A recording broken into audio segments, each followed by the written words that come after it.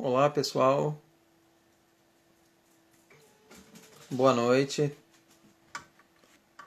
É um prazer estar com vocês aqui mais uma vez. É legal, essa live ela vai acontecer novamente com o Dr. Rodrigo, né? Que muito legal ver o carinho da comunidade com ele também, né? E que nós recebemos tantos pedidos para refazer a live, né? Tivemos um probleminha, não conseguimos salvar a última, né? Mas ele prontamente nos atendeu e hoje nós vamos estar aqui batendo mais um papinho com ele, atualizando sobre novos medicamentos, perspectivas, né? E tivemos um pequeno atraso aí, mas acredito que a live vai ser muito proveitosa, né? E vou pedir pro pessoal aí, quem puder ajudar a divulgar, trazer mais pessoas aí para a live, né? Porque vai ser um bate-papo bem interessante, né? Nós vamos falar sobre os medicamentos aprovados que nós temos, medicamentos a ser aprovados, o que pode, o que não pode, o que pode se esperar de uma desses tratamentos para os nossos pacientes, os nossos portadores de AME, né? E o Dr. Rodrigo está chegando aí para a gente começar esse bate-papo que foi tão esperado pela nossa comunidade, né? O pedido do Dr. Rodrigo. E agora a TV Unidos ela virou permanente, né? Um projeto que teremos lives todas as semanas, às quartas-feiras, às 20 horas. Doutor, boa noite, tudo bem? Boa noite, Renato. Tudo bom? Boa Tudo noite bem, a todos aí. obrigado mais uma vez por nos atender. Mas eu vi que você é muito querido pela nossa comunidade, porque o que nós recebemos de pedido para fazer a live novamente, você não imagina. Sério, você não Sério. salvou, né? Se tivesse Oi? salvado, você não salvou aquela primeira Pois live, é, né? Você viu só que coisa? mas Mas é bom que que nós. bom Legal, a gente fica feliz, né? trazer E mais informação e notícia para todos aí, né? sim, com certeza. Obrigado mais uma vez aí, né? Por nos atender, né? E vamos começar. Faz uma pequena apresentação do Dr. Rodrigo. Quem é o Dr. Rodrigo? Para quem Bem, não meu nome conhece, né? eu sou Rodrigo Holanda, eu sou neurologista e estudo doenças neuromusculares, em especial a atrofia muscular espinhal, que é uma doença que a gente já vem estudando e acompanhando aí nos últimos 5 anos de perto, junto com o Dr. Edmar Zanotelli, né? A gente tem um grupo de amiotrofia espinhal de pacientes que a gente acompanha no Hospital das Clínicas, né? E ultimamente, com o advento aí das terapias, a gente tem procurado ajudar os pacientes no acesso aos tratamentos novos que estão surgindo, né? Que tem sido tão difícil, né? Principalmente com Inspirasa aí no começo, lá atrás, já no longínquo 2017, que já parece que faz muito tempo, foi um dia desse, né? Já era tão difícil, né? O Inspirasa de hoje já tem muitas novidades aí chegando, né? E acrescentando. Legal. O Dr. Edmar que vai estar aqui com a gente no dia 23, Dr. Rodrigo, participando da live, né? Uma vez ele me disse que hoje quando um paciente entra no consultório, ele tem como dar uma boa notícia para o paciente, né? Antes de 2017, que nem você citou, pouco tempo atrás, não tínhamos perspectiva nenhuma, na verdade, né? Sim, é até um tempo atrás, né, que foi uma época que eu acho que o Edmar vivenciou mais, é a notícia que você dava para uma família de um paciente com AME, para o portador da AME, ó, vai para casa, vai fazer fisioterapia, mas é isso mesmo, né, é esperar que a doença vai piorar, não vai ter melhora, e o que a gente tem para isso é hoje. Talvez um dia apareça alguma coisa, né? E hoje, com Inspirasa, aí, com os estudos do Nucinecena, né, que é o nome da substância do Inspirasa, com os estudos do Nucinecena lá por volta de 2014, né, quando ele começou a ser usado nos ensaios clínicos, aí se acendeu uma lanterna grande de esperança, né, para os pacientes. E aí, quando a terapia foi aprovada no FDA, aí foi aquele boom, né, Renato? Todo mundo já queria usar aqui no Brasil e a gente só teve aprovação na Anvisa aqui em 2017. Era muito difícil, né, para o médico dizer isso, né? A gente diz isso ainda para muitos pacientes com outras patologias, né? Que são tão raras, mais raras ainda do que a AME, que não tem nenhum estudo com medicamento para essas patologias, né? Então é triste, é muito triste você dizer isso para o paciente, você não dá nenhuma opção real assim de melhoria, né? Nenhuma esperança, né? É difícil, né? Porque a gente já acha a AME rara, né? Agora tem doenças que são mais raras ainda, né? E por esse número tão restrito de pessoas, de portadores, as farmacêuticas não investem em pesquisas. É mais ou menos por isso, né, doutor Rodrigo?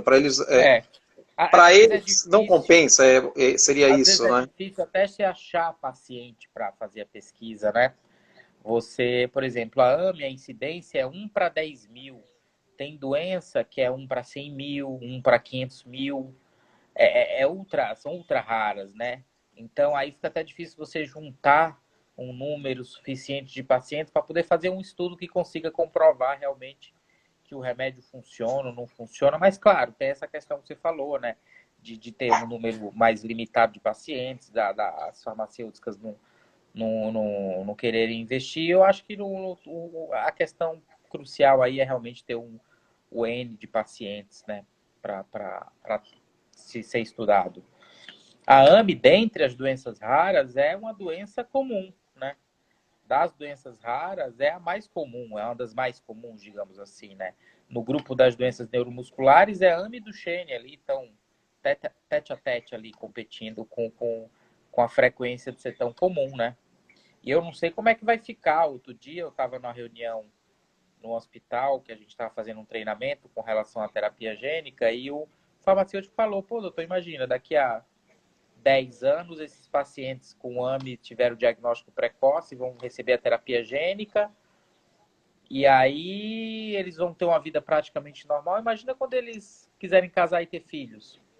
Como é que vai ser? Será que isso não vai aumentar a incidência da doença? Porque a partir do momento que aquele paciente, né, passa a ser inserido na sociedade com a vida normal, ele vai querer casar, vai querer ter filho, né? Vai precisar ter um aconselhamento genético muito forte nesse sentido. Senão a gente vai terminar aumentando mesmo o número de pacientes com AME, né? A incidência, né? Porque E, a e o, terapia gênica, embora ela resolva o problema ali, a progressão da doença, ela não corrige, não impede que o paciente, né, transmita o gene. e você acha que numa situação dessa, qual que é a possibilidade da criança vir a nascer com AME? Por exemplo, o paciente recebeu terapia gênica, cresceu, virou adulto, casou e vai ter um filho. Qual que seria a possibilidade? Existe um estudo que mostre isso, essa probabilidade? Vai depender da probabilidade de portador na população, né? Por Sim. exemplo, alguns estudos, porque assim, que o pai, né, o pai que tinha AME, que foi tratado, ele tem o gene lá com defeito e vai passar aquele gene para o filho, a gente já sabe. A questão é a companheira, né, a mãe. Então, a probabilidade de ser portador na população geral, em alguns estudos, beira 1 para 40. Então, isso vira uma chance aí de 1 para 40, né?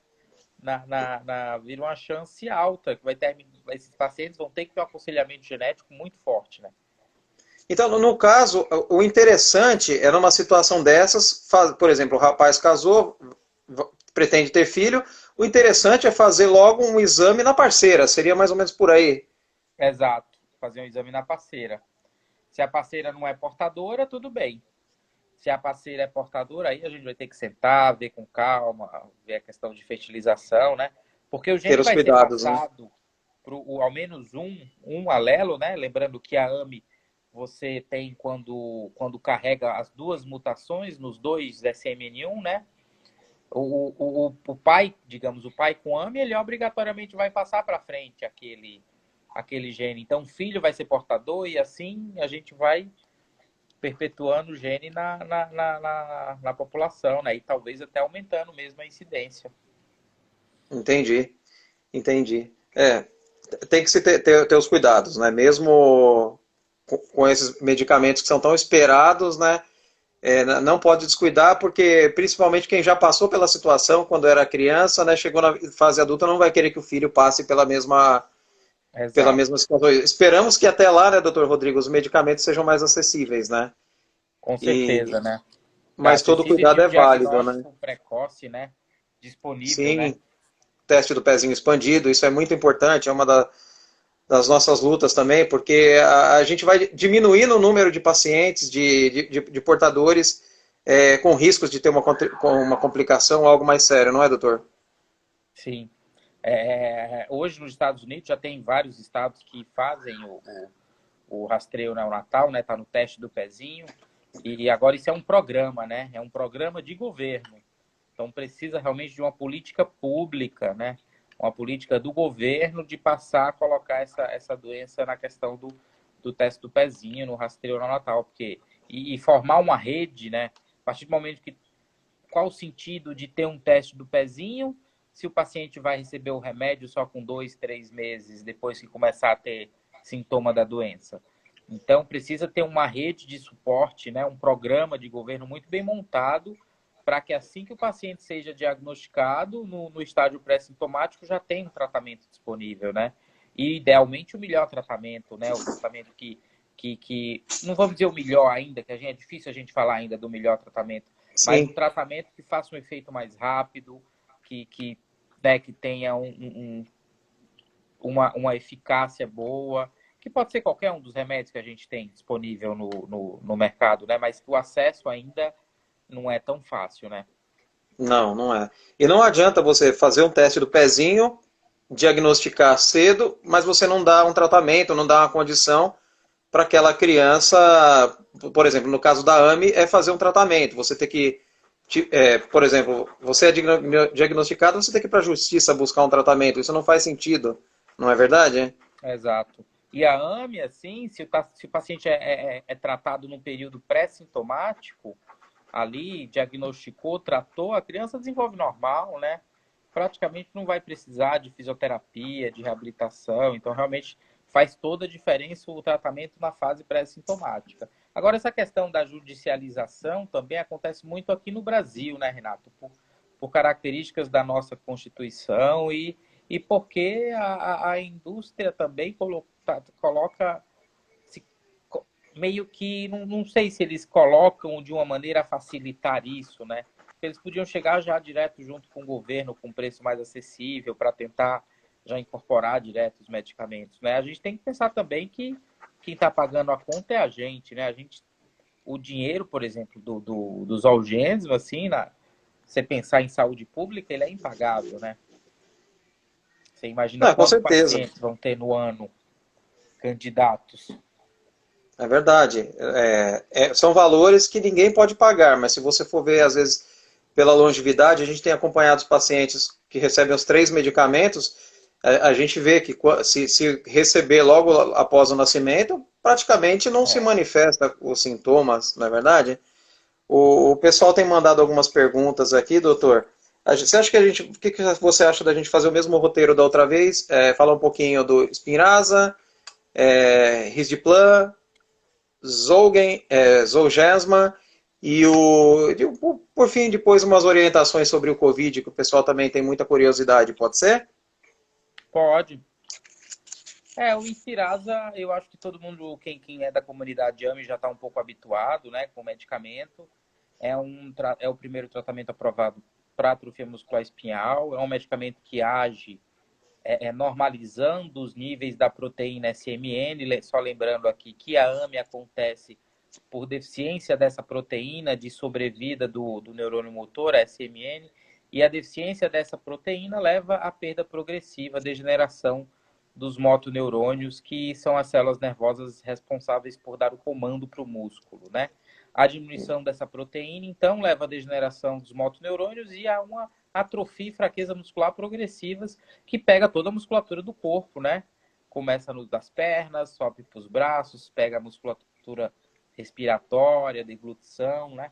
E aí no bebê isso é super rápido, que é a AMI tipo 1. Isso acontece em questão de dias, poucos meses, o bebê evolui para insuficiência ventilatória. E aí esse quadro é um pouco mais arrastado no tipo 2 e no tipo 3. Os medicamentos, então, foram desenvolvidos até o momento, os medicamentos que a gente tem disponíveis e a maioria dos medicamentos ainda que estão em estudos, eles são voltados, o objetivo dos medicamentos é normalizar os níveis da proteína SMN. A partir do momento que eu normalizo os níveis da proteína SMN, eu paro a degeneração da doença. Ou seja, eu estou agindo na causa da doença, no início da doença, que é a deficiência da proteína sobrevida do neurônio motor. Então, o Inspirasa, ele usa de um gene de reserva que a gente tem, né? Que é o gene SMN2. E o Inspirasa, atuando no SMN2, ele aumenta os níveis da proteína. De onde é que tiraram essa lógica de aplicação do Inspirasa? Do tratamento com Inspirasa? Tiraram isso Entrou minha tia aqui agora na live. Estou vendo aqui. Tia, tudo bem? Estudando os tipos da AME, viram que os pacientes que tinham AME tipo 1, eles eram mais graves porque eles tinham só 2 cópias do SMN2. E os pacientes que tinham AME tipo 2 ou AME tipo 3, eles tinham um quadro mais leve, porque a maioria tinha 3 ou 4 cópias do SMN2. Então, eles viram que quanto mais cópias do SMN2 tivesse, melhor o fenótipo. Mas isso ainda assim não era suficiente para bloquear completamente a doença. Então, eles pensaram, pô, se a gente atuar, fizer um medicamento que atue no SMN2, né, nesse gene de reserva que está lá, se esse remédio conseguir atuar nesse gene e aumentar os níveis da proteína, já que a gente viu que quanto mais cópia do SMN2 tiver, melhor vai ser. Será que a gente, normalizando os níveis da proteína, não estaciona, não bloqueia a doença? E aí foi quando descobriram. Aí tem uma parte de biologia molecular super complexa, que descobriram exatamente a região do gene onde deveria interagir o remédio, e desenvolveram um pedacinho de RNA, né, de DNA, que linka lá no SMN2 e altera a expressão proteica e aumenta os níveis da proteína, né? E a partir daí foi desenvolvido o Inspirasa, e para ele chegar lá nos motoneurônios, ele tem que ser aplicado via intratecal, ou seja, uma injeção na coluna, né? Porque ele é um pedacinho de DNA que se eu der na veia ele não entra no sistema nervoso, então eu já aplico ele diretamente no sistema nervoso. E aí a maior dificuldade em alguns pacientes, nos adultos, por exemplo, é a aplicação intratecal. Hoje mesmo eu fiz numa paciente já com 17 anos, que tinha artrodese da coluna, ou seja, tinha a coluna operada, ela tinha um enxerto ósseo na coluna, a coluna era uma parede, não tinha como entrar por trás, a gente teve que entrar num buraquinho da coluna que chama forame, que é por onde sai o nervinho, mas depois que a gente pega experiência, assim, né, pega Com traquejo, foi de certeza. primeira, foi super tranquilo, a mãe acompanhou o tempo todo o procedimento. Chega, é bem gratificante ver como evoluiu, né? E o Inspirasa se mostrou benéfico, viram que aumentar realmente os níveis da proteína, SMN, é essencial para estagnar a progressão da doença, e o Inspirasa se mostrou benéfico em todas as formas da doença, né? Tanto no tipo 1, quanto no tipo 2, quanto no tipo 3, e em todas as idades, né? Se mostrou eficaz nos bebês, principalmente com eficácia e um grande efeito terapêutico nos bebês com AME tipo 1, mas se mostrou muito eficaz também nos pacientes com AME do tipo 2 e 3, no sentido de estabilizar completamente a progressão da doença, melhorar a qualidade de vida, melhorar a função motora, né, nos membros superiores, a parte respiratória. E saiu um estudo esse ano mostrando eficácia nos adultos, que era a maior dúvida que os neurologistas adultos tinham, né? Se valia a pena tratar os adultos. Pô, mas o paciente está estável, não vejo piora. É que, independente da fase, né, independente da época que a gente esteja vendo a AME, a gente tem que entender ela como uma doença progressiva. Ela vai progredir em alguns pacientes de maneira mais rápida, e de uma consulta para outra eu noto que piorou bastante. Em outros pacientes, principalmente nos adultos, né, o tipo 3, o tipo 4, ou um adulto com AME tipo 2, ela vai progredir de uma maneira mais lenta. Mas ao longo dos anos, esse paciente vai ter piora. Então, esse estudo foi bem interessante, que ele mostrou realmente que inclusive, os adultos tiveram melhoras, assim, muito variável, mas, no geral, todos melhoraram, mostrando que a gente tem uma segurança e uma indicação, realmente, de tratar os adultos com Inspirasa. Então, o Inspirasa hoje é um tratamento padrão para amiyotrofia espinhal no mundo inteiro, e aqui no Brasil já foi incorporado no SUS para AMI tipo 1, né? A gente tinha a promessa aí do risco compartilhado. Eu acho que o Renato pode falar um pouco, foi logo depois da nossa live que a gente teve a notícia, né, Renato, com relação ao uso, ao risco compartilhado por Inspirasa por tipo 2 e 3, né? Com certeza, doutor. Foi uma grande frustração, né? Só completando um pouquinho a história da AMI, foram 100 anos para se descobrir o que causava, não é, doutor? Depois mais 25 para se chegar no tratamento, né? Mais ou menos 125 anos para a gente chegar no primeiro medicamento, né? Essa incorporação, assim, para a gente foi uma grande frustração, o compartilhamento de risco, porque o compartilhamento, nós assinamos a portaria lá em Brasília o ano passado, em abril, né? Se passou um ano e meio para eles o Ministério da Saúde dizer que o que eles propuseram não podia ser feito porque o remédio não tinha sido incorporado por eles, né? Então, que nem você falou, esse estudo de adultos veio numa hora muito importante, porque agora vai ter uma nova submissão, acredito que esse mês, se não o mês que vem, novamente para o tipo 2 e tipo 3, né? Acredito que esse estudo vai reforçar essa submissão para que o Ministério da Saúde entenda de uma vez por todas porque que só o Brasil tem que ser diferente e tantos outros países lá fora têm uma postura totalmente diferente por seus ministérios da saúde, como a gente luta também na questão da ventilação, que prometeram uma nota técnica para a gente, viabilizando o tratamento para os pacientes em ventilação, e até hoje não saiu também. Então, é complicado, né, doutor? E eu sei que você fez o estudo, apresentou na Cure SMA nos Estados Unidos, que é o Congresso Americano sobre Atrofia Muscular Espinhal, a conferência, né? E me fala um pouquinho desses estudos sobre os seus. Você acompanha quase 70 pacientes, é isso? Né? Mais de 60 pacientes já tenho acompanhado em tratamento com Inspirasa. Um desses estudos visa realmente avaliar o efeito do Inspirasa nos pacientes com tipo 1 mais velhos, né? Como é o caso, por exemplo, do Gianluca, né? Isso. E a gente tem visto realmente que o benefício do Inspirasa não se limita ao uso de ventilação, nem se limita à idade do paciente.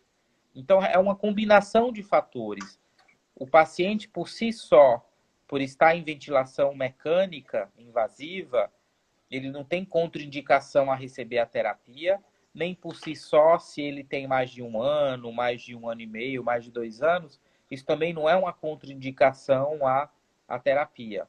É uma combinação de fatores de estar em ventilação, de ter maioridade, de ter uma baixa pontuação na escala, que prediz uma menor chance de ter uma melhora nas escalas motoras. Mas muitas vezes os colegas se apegam a um fator só, né? Principalmente para tipo 1, e o nosso PCDT realmente fica amarrado na questão da ventilação. Se está na ventilação invasiva 24 horas, a gente não consegue prescrever o medicamento pelo SUS. Isso é uma questão que precisa realmente aí das associações rediscutirem com o Ministério e ver qual vai ser a posição final da Conitec. Com relação aos AMI tipo 2 e 3, tem um número grande de pacientes, né, mais de 40 pacientes em tratamento, adultos, crianças, adolescentes, e esse estudo acabou de ser aceito já para publicação na revista americana Neuromuscular Diseases. Em breve a gente vai ter ela disponível aí no PubMed, e é um estudo muito interessante porque a gente, assim, infelizmente, a gente tem um grupo controle, né? O que é isso, um grupo controle? A gente tem um grupo de pacientes que a gente acompanhou aí durante esse período, desde 2017 para cá, um grupo de pacientes que teve acesso ao remédio. Por que teve acesso? Porque teve melhores condições de ir atrás, de pagar advogado, de judicializar, essa é a verdade, né? E teve um grupo de pacientes que não teve acesso a isso, né? Que não teve como judicializar e não teve acesso à medicação. E aí a gente viu que esse grupo de pacientes que não teve acesso à medicação teve uma piora considerável em comparação ao grupo que tratou. Enquanto o grupo que tratou, todo mundo apresentou a média, né, uma média de melhora muito boa, 2, 3 pontos na escala, o grupo que não teve acesso ao remédio piorou 2, 3 pontos. Mas mais do que isso, eles pioraram mais do que a gente vê em outros estudos de história natural. Um estudo de Isso em história pouco tempo, natural, né, doutor? sim, em 2 anos, né? Então, pra você ter uma noção, os estudos de história natural da AME, publicados desde 2000, eles mostram que os pacientes com AME do tipo 2 ou 3, eles perdem aí meio ponto na escala por ano, no máximo um ponto. E aqui no Brasil, parece que piora mais, parece que piora 2, 3 pontos. É uma piora além do que a gente, em teoria, teria visto na literatura, sendo que a gente não tinha também estudos da nossa realidade, né? Mostrando que talvez na nossa realidade a doença tenha uma progressão diferente devido ao acesso à terapia, acesso à nutrição adequada. É toda essa questão que a gente sabe que a gente está num país subdesenvolvido. Esses estudos outros foram feitos em países de primeiro mundo, né? Ditos de primeiro mundo. Mas são esses dois estudos aí, um que já foi aceito, já está, em breve está saindo a publicação, e o outro está em análise, né? Tem um estudo que eu fiz da parte genética da AME. Esse estudo foi um estudo multicêntrico, ou seja, vários centros do mundo entraram, vários centros do país aqui do Brasil entraram, mais de 10 centros, e a gente estudou aí a genética em 450 pacientes com a AME. E esse estudo já está disponível, quem quiser pesquisar no PubMed, depois eu deixo o link aqui, ou a gente pode fazer uma postagem, Renato, que é o primeiro estudo aqui brasileiro mostrando como é a genética da AME aqui no Brasil. Uma pergunta. Legal, doutor. Parabéns aí, né? Eu acompanhei aí a sua criação desses estudos. Eu acho que ele vai ser muito importante também nessa nova fase que nós vamos passar com o Spinraza aí para tentar acertar essa incorporação no SUS, né? Para que todos tenham direito, como a Anvisa aprovou o medicamento, né? Chegou uma pergunta aqui, doutor. Se o que caracteriza a AME acho que você já falou sobre isso, a ausência do SMN1, o paciente tratado com a terapia gênica vai transmitir a doença para os filhos? Foi o que você acabou de comentar há pouco, correto? Exato. Não vai transmitir a doença, mas vai transmitir um gene com defeito, né? Então, o filho vai ser portador. E se a mãe também for portadora, tem aquela chance lá da criança apresentar a doença. Então, esses pacientes que vão ser tratados, mesmo com a terapia gênica, ou com risdiplam ou Inspirasa, e no futuro quiserem ter filhos, tem que receber um aconselhamento genético bem de perto e tem que ficar bem orientado para não sair tendo filho aí a torto e a direito sem ver direitinho se a parceira é portadora, se não é, tem que ter todo um cuidado aí. Não, com certeza, porque principalmente porque a pessoa já sentiu na pele o que é a doença, né, doutor? Então, com certeza não vai querer passar isso para o filho, vai ter que tomar os devidos cuidados, né? Isso. Nós estamos Falando um recebendo bastante. pouco, você tinha pedido para falar um pouco só do Inspirasa, né? E aí falar um pouco do Zolgensma, então, já que perguntaram, né? Vamos Só lá, para. então, vamos inverter. Em vez do Risdiplam primeiro, vamos para o Zolgensma. Eu acho que dá bem uma dicotomia, né, de mecanismo de ação, né? Enquanto o Inspirasa age naquele gene lá de reserva, no SMN2, o Zolgensma vai repor o gene que está faltando, o SMN1. Então, se o problema da AME é a falta do gene de sobrevida do neurônio motor, e isso leva à deficiência da proteína, por que não resolver o problema repondo o gene SMN1? Se eu repor o gene SMN1, eu normalizo os níveis da proteína e aí eu estabilizo de vez o problema da doença. A questão é como repor esse gene, e aí até todas as pesquisas desenvolverem realmente um vírus que fosse eficaz em infectar as células dos neurônios motores e deixar lá estável o gene. Isso levou anos, né? Tentaram terapia gênica com várias doenças e nunca deu certo. E outra coisa, tem que ser seguro. Você está dando um vírus que não pode causar uma infecção, que não pode replicar dentro do corpo, senão você mata o paciente que você está querendo ajudar. E aí os primeiros estudos de terapia gênica para a AME, eles, quando apresentaram na Academia Americana de Neurologia, se eu não me engano, foi em 2016 que apresentaram a aula das primeiras crianças tratadas andando, todo mundo levantou e aplaudiu de pé ali o Mendel, que foi quem deu a aula, que foi o cara, é o primeiro autor do trabalho da terapia gênica, que logo em 2017 foi publicado no New England, que foi uma das revistas médicas de maior impacto, né, na literatura, que era um estudo bem inicial, né, que é um estudo que a gente fala piloto, que tinha só 15 pacientes aí tratados com a terapia gênica, que viria a ser o Zolgensma, que hoje tem 3 grandes estudos com muito mais pacientes em andamento, e já pacientes utilizando o remédio com acesso expandido. Então, a principal diferença do Zolgensma para o Inspirasa é essa, que o Zolgensma, a terapia gênica, ela repõe o GNSMN1 e é uma dose única, né? Você não precisa ficar dando manutenções como o Inspirasa, que é a cada 4 meses. Com relação à eficácia, todo mundo pergunta, mas assim, não existe nada ainda na literatura que me diga que uma droga é mais eficaz no sentido de trazer um efeito melhor do que a outra. A gente Isso depende de cada ainda... paciente, não é, doutor? Isso O depende de perfil de cada paciente. Tem paciente que desenvolve, por exemplo, resposta imunológica ao Zolgensma, porque é um vírus, né? E aí não consegue fazer o efeito adequado. Isso depende da época que começa o tratamento, principalmente, né? Porque o maior preditor se vai responder melhor ou pior ao tratamento é a época que começa o tratamento, ou seja, o quanto avançada, o quanto a doença já cometeu os neurônios motores, né? Então tem muitos fatores realmente, mas não tem como a gente ainda comparar e dizer tal droga é realmente melhor do que essa no sentido de ser mais eficaz, né? Por isso que é difícil hoje você conseguir justificar, judicializar o Zolgensma pela questão de eficácia, né? De eu provar que o Zolgensma é mais eficaz que o Inspirasa e que o paciente só pode tomar esse e não pode tomar esse, né? Tem paciente meu pré-sintomático tomando Inspirasa que está andando, né? Tomou o Inspirasa na fase pré-sintomática, a eficácia foi muito boa. Aí fica a pergunta, né, doutor? Se você está tomando um que está dando certo, você vai mudar e correr o risco, não é verdade? Hein? É outra Porque, questão que a gente não sabe. sim, esses estudos, que nem teve tiveram as crianças que tiveram essa evolução, que nem você disse, andando, mas também tiveram aquelas que não tiveram uma evolução tão boa também. Você tem essa informação?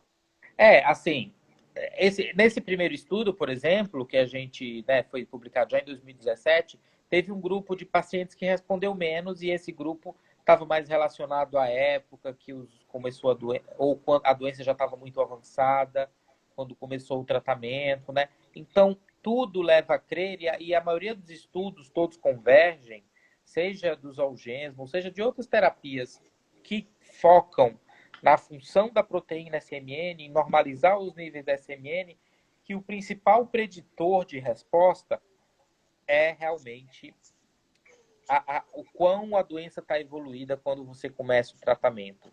Porque o quanto de motoneurônio tiver preservado vai gerar um potencial de resposta maior. Por isso que tem essa urgência, principalmente na AME tipo 1, de você tratar, né? Você tratar uma criança hoje, a resposta vai ser diferente de tratar na semana que vem. Por isso que o remédio não pode ter essa dificuldade no acesso, né? Por conta dessa urgência, realmente, na AME tipo 1, o tratamento é urgência, é praticamente urgência, né? Principalmente nesses primeiros meses de vida aí. Isso é uma coisa que, com o tempo, o acesso, claro, vai melhorar, né? Mas eu acredito que independente do tipo de remédio, a eficácia vai estar relacionada a isso aí, a janela terapêutica. Claro que existem outras coisas que interferem, né?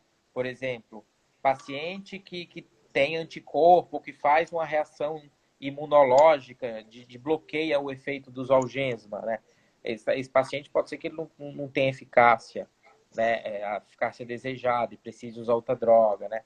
Paciente que tem dificuldades na aplicação intratecal ou o Inspirasa não chegou certinho no lugar onde tem que chegar por conta da aplicação, né? Pode ser que a eficácia não seja a mesma. Então, tem outras coisas que influenciam, mas o principal preditor é realmente essa janela de tempo que a gente tem para maximizar o efeito do remédio, né? O pessoal fala muito, recebi várias perguntas aqui sobre a cura, né? Dizendo que o Zolgensma ele é a cura da AME, né? Eu queria a sua opinião, o que você acha sobre isso e se for, quanto tempo a gente vai precisar para ter essa certeza? Você acha Falar que em ele pode ser cura, isso? primeiro é explicar o que é o conceito de cura, né? Quando você tem uma doença, aquela doença passa pelo seu organismo e muitas vezes ela vai deixar marcas no organismo.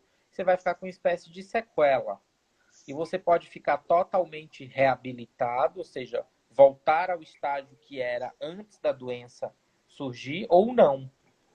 Se aquela doença ela deixa o seu corpo num estágio, numa condição que não era igual a antes da doença aparecer, ela não é curável. Então, o que é uma doença curável? Uma gripe é uma doença curável, o Covid, né, é uma doença curável. A maioria das doenças infecciosas, elas são curáveis. Mas muitas doenças neurológicas, a partir do momento que elas se manifestam, elas não são mais curáveis. Por exemplo, uma enxaqueca não tem cura. O paciente tem tratamento para enxaqueca, mas sempre vai ter enxaqueca. Uma doença de Parkinson não tem cura, né? O paciente trata, ele fica às vezes assintomático, sem sintoma nenhum da doença, mas a doença está ali e ele pode voltar a ter sintoma da doença se alguma coisa desandar no tratamento. Então a AME, a partir do momento que ela se manifesta, você perdeu grande parte dos neurônios motores, mais de 50% dos neurônios motores. Então, a partir do momento que eu tenho a doença AME e eu trato ela com os Zolgensma, eu vou parar, estagnar a progressão da doença, mas os sintomas que se instalaram, eles vão ficar em algum grau, seja mais leve, seja amenizados, e seja o paciente independente, ele vai ficar ainda com algum sinal de que teve a doença, né? Para falar em cura, eu teria que tratar o paciente no estágio pré-sintomático, né? Tratar o paciente antes dele manifestar os sintomas, com diagnóstico pré-sintomático ou com teste do pezinho. Então, falar em cura ainda com os Zolgensma, isso passa a impressão que eu vou tratar aquela criança que está na ventilação e depois que eu der a injeção, com um mês ela vai estar fora do ventilador, comendo e em pé. O que é uma falsa impressão, né? Como é que você Falsa passa verdade, isso né? se não é isso que vai acontecer? Então, a gente tem que entender a AME como uma doença que a gente pode pensar em cura no estágio pré-sintomático. Mas depois que a doença está manifesta, o paciente vai precisar continuando vai precisar continuando da físio, e a depender da gravidade da doença, né, vai precisar ainda manter fono, físio respiratório, ou seja, a reabilitação, cuidado multiprofissional precisa continuar. Não pode parar, né? Não, tem que ter E os cuidados, né? exato. E E, a outra pergunta que você fez, né? Se a gente estiver diante de uma cura, quanto tempo a gente vai levar? Vamos dizer, um paciente pré-sintomático, que eu tratei ele no estágio pré-sintomático, e digamos que ele está curado da doença, ele não vai manifestar, eu não sei quanto tempo o remédio vai durar o efeito. A gente não sabe, né? Prometem lifelong, ou seja, pela vida toda esse efeito, mas a gente não sabe se quando chegar na idade adulta ou com 30, 40, 50 anos, o paciente vai perder efeito desse gene, né? Então, isso é uma coisa que só o futuro realmente para nos dar essa resposta e a ciência. é verdade, só o tempo vai dizer. Depois dessa pergunta, aqui o pessoal mais me enviou aqui, doutor, foi com relação aos pacientes mais velhos, né? Eu estive participando de um evento no ano passado, fora do país, com a Novartis, né? E lá ficou a promessa e também a cobrança das associações, não só as brasileiras, mas inclusive a americana, né? Sobre a extensão dos testes para os pacientes mais velhos, né? Porque eu acho que 98% dos pacientes, 95, 98% estão acima dos 2 anos de idade, né? A grande maioria, né? Você sabe alguma coisa sobre esses estudos? Pode passar alguma coisinha para o pessoal? Assim, os pacientes mais velhos, você fala, seja tipo 1, tipo 2 ou tipo 3, sim, Renato? Tipo 1, tipo 2, tipo 3, acima de 2 anos, né? Você fala com relação ao Zolgensma, Aos especificamente. Zolgensma. Isso. Então, o problema do Zolgensma para pacientes mais velhos não é especificamente a idade, mas é o tamanho do paciente, é o peso. Acontece que o Zolgensma é um vírus, e para ele fazer o efeito e entrar nos motoneurônios, eu preciso dar uma carga viral que é maior quanto mais pesado for o paciente. Quanto maior for essa carga viral, mais efeito colateral essa carga viral causa. Então, viram que em pacientes acima de 13 quilos, a incidência de efeitos no fígado, por exemplo, de inflamação no fígado, pela reação imunológica que o vírus causa, é muito grande. Então, em adultos, em pacientes mais velhos, não tem estudos do Zolgensma ainda de segurança pela via endovenosa. O estudo que estavam fazendo do Zolgensma em pacientes mais velhos, né, acima de 2 anos e bem maiores de 20 quilos, aí, era com a terapia gênica aplicada via intratecal, igual Inspirasa. Por quê? Porque aí a carga viral era menor. Quando eu Entendi. aplicava direto no sistema nervoso central, a carga viral precisava ser bem menor. E esses estudos, eles foram, infelizmente, eles pararam de recrutar os pacientes, mas tem alguns pacientes, eu não vou saber exatamente quantos pacientes estão atualmente sendo acompanhados nesse estudo da terapia gênica intratecal, são todos pacientes mais velhos, maiores de 2 anos, mais pesados. O problema é que em animais mostraram algumas alterações no sistema nervoso central, algumas lesões, talvez, ou pelo vírus ou imunológica, desencadeada pela terapia, que aí viram que poderia ser um malefício maior do que um benefício e resolveram pausar o recrutamento de novos pacientes até ter-se uma melhor conclusão da segurança desse remédio intratecal. Por enquanto, E você sabe, endovenoso, a gente não tem ainda também dados de se vão estudar doses aí em pacientes mais velhos. e esses pacientes que estão participando, você tem ideia, você sabe me dizer até que idade que eles recrutaram? Eu acredito que até 6, 7 anos. O nome do estudo é STRONG. É o estudo do SMN1 Replacement intratecal. Eu posso ver depois. Eu puxo aqui agora e vejo até que idade entrou. Eu devo ter um slidezinho aqui do Strong. Mas Se não achar pode. qualquer coisa, depois a gente pode fazer uma postagem também para atualizar o pessoal. É importante que está acontecendo, né, doutor? Talvez com algumas correções, em breve ele chegue também para os pacientes mais velhos, né? Exato. Assim, o principal de uma terapia, né, Renato, é você trazer benefício sem trazer malefício. Por Sim, isso que os exatamente. estudos têm que ser feitos com calma, têm que ser feitos com rigor científico, porque senão você passa a trazer mais malefício do que benefício e isso termina lesando os pacientes que são os maiores interessados, né? Então não adianta eu dar um medicamento para um paciente com AME para estabilizar a doença se o medicamento vai cegar o paciente, né? Então, que era o que, por exemplo, a molécula prévia ao Risdiplam, a molécula precursora dele teve lesão na retina. Eles precisaram modificar o remédio para aí sim poder testar em seres humanos e garantir que não ia trazer nenhum problema no olho dos pacientes. Não, com certeza. Assim, uma das maiores perguntas que o pessoal fez para a gente, que nós recebemos, foi realmente sobre o Risdiplam, né? O pessoal comenta sobre, porque por ele ser uso oral e ter sido aprovado nos Estados Unidos para pacientes até 60 anos de idade, né? Então acendeu uma grande esperança aí também para aqueles que não fazem tratamento com Spinraza ou que pensam em um dia poder parar de receber as injeções e receber esse medicamento via oral, né? Você acompanha os pacientes, pode falar um pouquinho do Risdiplam para a gente? Risdiplam da farmacêutica Roche?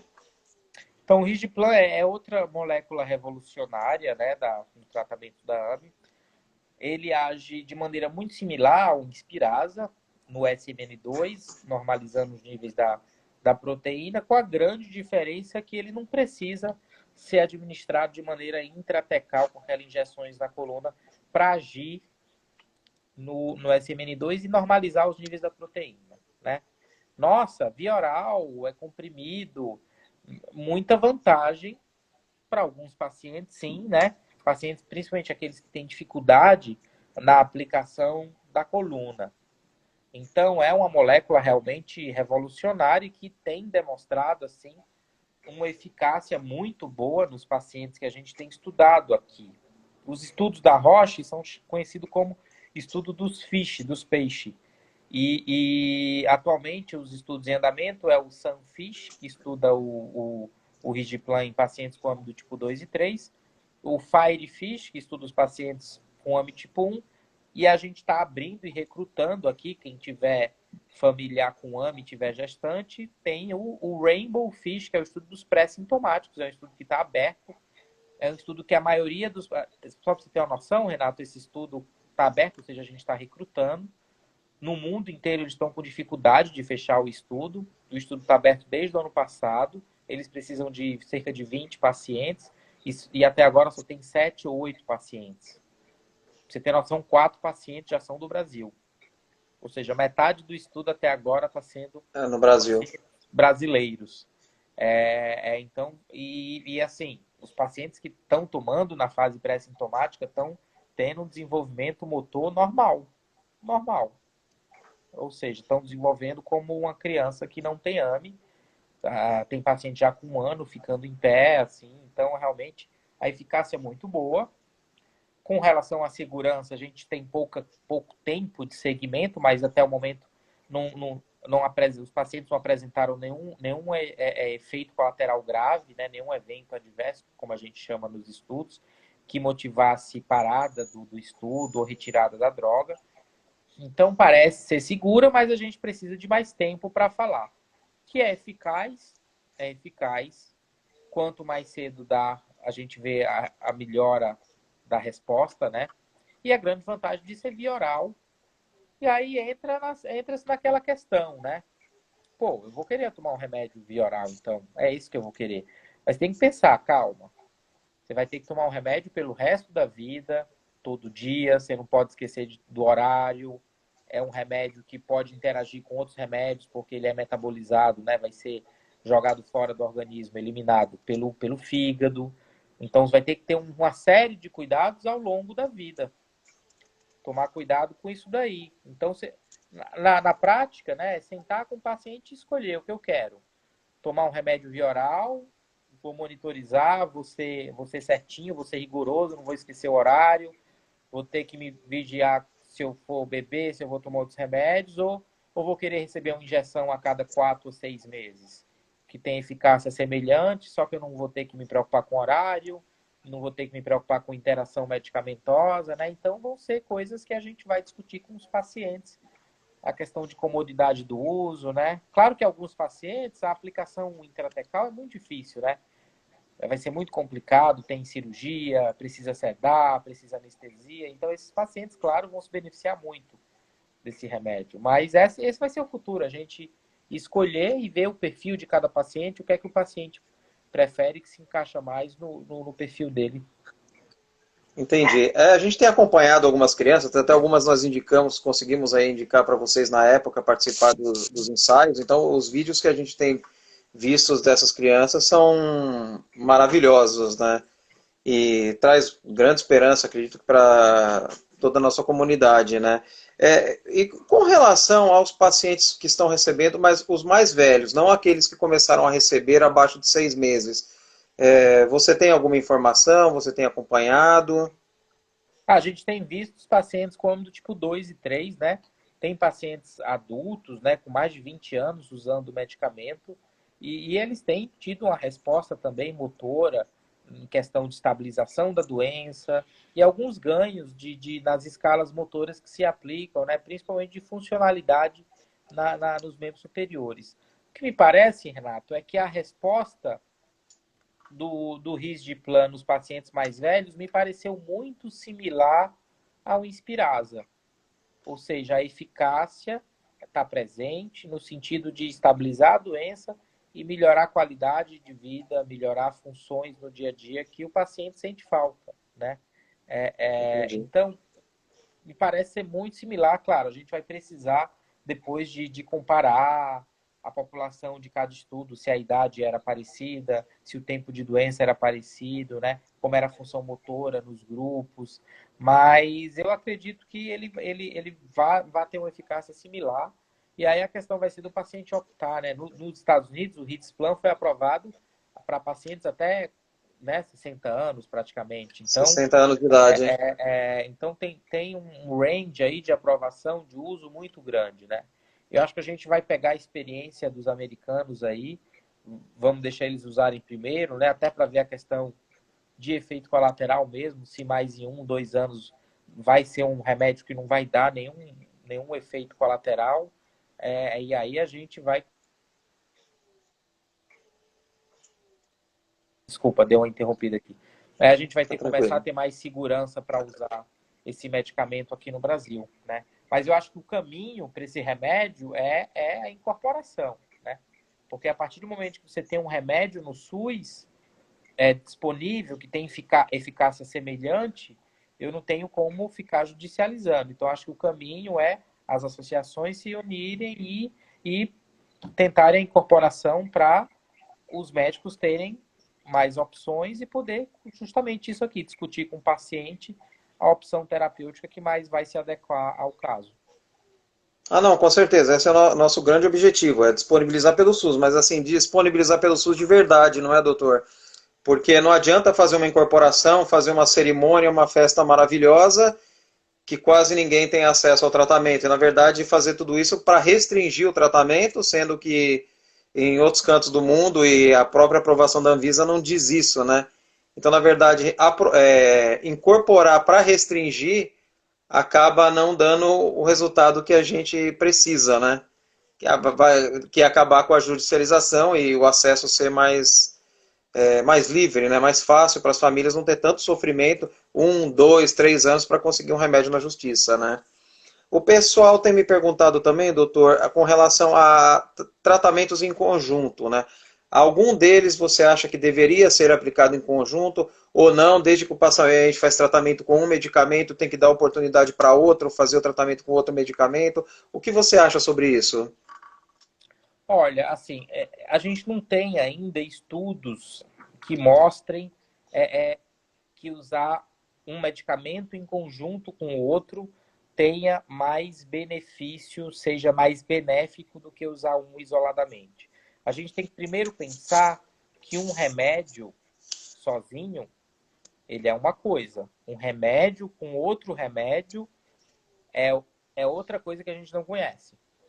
Então, a gente não sabe realmente essa questão de eficácia e principalmente de segurança, né? O que a gente já vê nos Estados Unidos é de alguns pacientes, por exemplo, que usaram Zolgensma, usaram a terapia gênica e terminaram por opção da família, talvez porque elas não viram uma resposta que esperavam nos pacientes, terminaram usando o Inspirasa, né?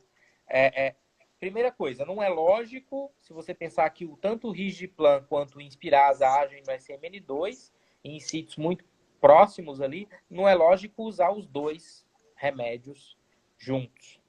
Então, não tem lógica usar Inspirasa e Risdiplam. A dúvida vai ser, será que tem um benefício usar um Zolgensma com o Risdiplam ou o Zolgensma depois e usar o Inspirasa? A gente precisa de estudos. O que eu aconselho aos pacientes é não tentarem isso, esperar estudos que nos digam as respostas corretas para isso, principalmente no que diz respeito à segurança. Porque usar dois remédios juntos não é a mesma coisa do que usar um e usar outro. Então, a segurança é complicado. E se você pensar que um remédio, por si só, ele já deixa os níveis da proteína normal, ele já normaliza. O Inspirasa já deixa o nível da proteína normal. O Risdiplam deixa os níveis normais. E os Zolgensma a mesma coisa. Então, a questão da doença é deixar o nível da proteína normal e não deixar 3 vezes o valor do normal, que seria com 3 remédios aí, né? E isso pode ser perigoso, não é?